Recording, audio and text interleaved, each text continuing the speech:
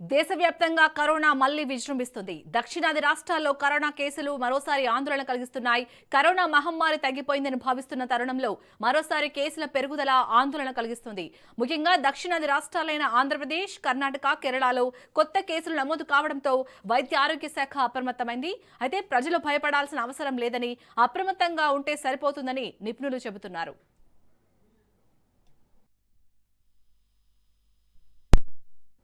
దక్షిణాది రాష్ట్రాల్లో corona virus మళ్లీ తన ఉనికిని చాటుకుంటుంది.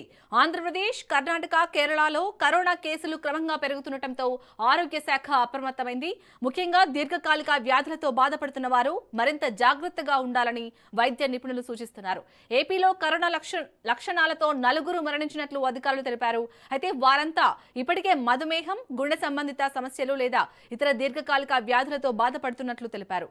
దీంతో కరోనా కంటే సహవ్యాధులే ప్రమాదాన్ని పెంచే అవకాశం ఉందని వైద్యులు చెబుతున్నారు.